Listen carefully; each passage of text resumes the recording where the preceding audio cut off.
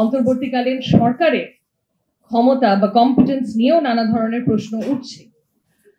তো অত্যন্ত সময় উপযোগী রিপোর্টটা, এটা দরকার ছিল।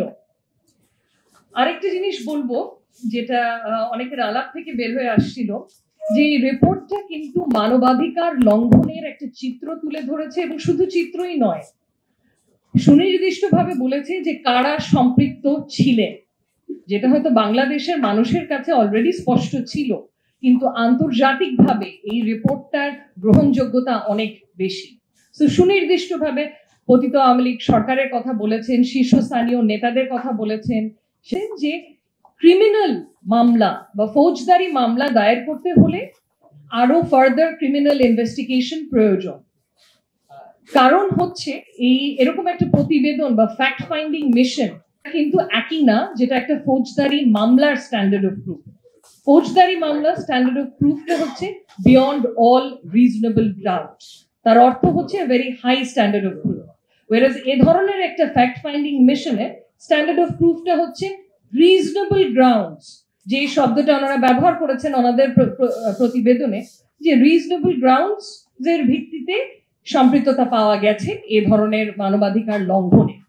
এবং ওনারা আরো বলেছেন, এতটুকু বলেননি, যে এখানে সম্ভবত মানবতা বিরোধী অপরাধ সংগঠিত হয়েছে, কিন্তু তার জন্য যেটা আমি বললাম অ্যাডিশনাল ক্রিমিনাল ইনভেস্টিগেশন দরকার হবে। তো অনেকভাবেই বিভিন্নভাবে দেখতে গেলে অত্যন্ত গুরুত্বপূর্ণ এই রিপোর্টটা, এবং আমাদের প্রিলিমিনারি ইনভেস্টিগেশনে তো অবশ্যই এটা সাহায্য করবে।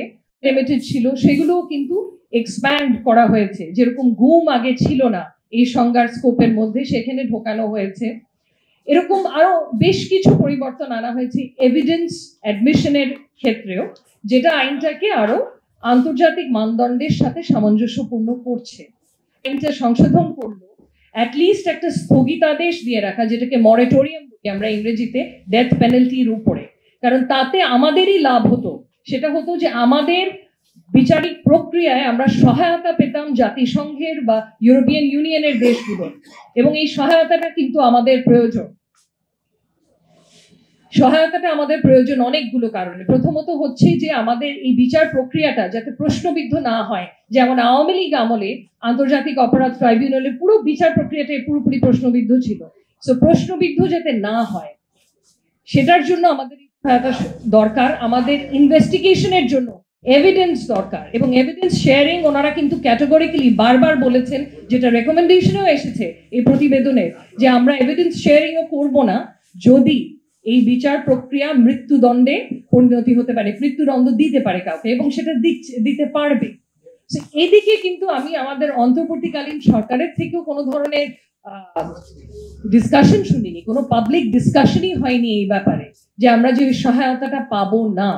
বরঞ্চ দেখা যাচ্ছে যে ইউএন এর এই রিপোর্টটাকে ওনারা একদম কংক্রিট এভিডেন্স হিসেবে ট্রিট করছে। আমি দেখেছি যে চিফ প্রসিকিউটর যে আছে আন্তর্জাতিক অপরাধ ট্রাইব্যুনালে, উনি বলেছে এটা পুরোপুরি কংক্রিট এভিডেন্স হবে ট্রায়ালে। এটা কিন্তু কংক্রিট এভিডেন্স হতে পারে না, এটা কংক্রিট এভিডেন্স হতে পারে না, কারণ ক্রিমিনাল মামলায় beyond all reasonable doubt standard of proof আরো অনেক হাই।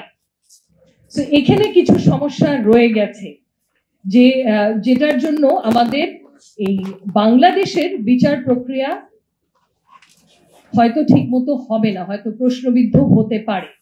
আরেকটা হচ্ছে এটাকে রাষ্ট্রীয় গ্রহণযোগ্য ছিল না সেই বিচার প্রক্রিয়া, আমরা একই ভুল করা উচিত হবে না। এখানে আরো বলবো যে আমাদের আন্তর্জাতিক অপরাধ ট্রাইব্যুনাল ছাড়াও তো রেগুলার যে ক্রিমিনাল কোর্টগুলো আছে সেখানেও অনেক মাস মার্ডার কেসেস ফাইল করা হচ্ছে, গায়েবী মামলা ফাইল করা হচ্ছে। এগুলোও কিন্তু আমার বিচার প্রক্রিয়ার পথে বাধা হয়ে দাঁড়িয়েছে, কারণ দেখা যাচ্ছে যে যারা অ্যাকচুয়ালি ভিকটিমস তারা কোনো ধরনের ন্যায় বিচার পাচ্ছে না।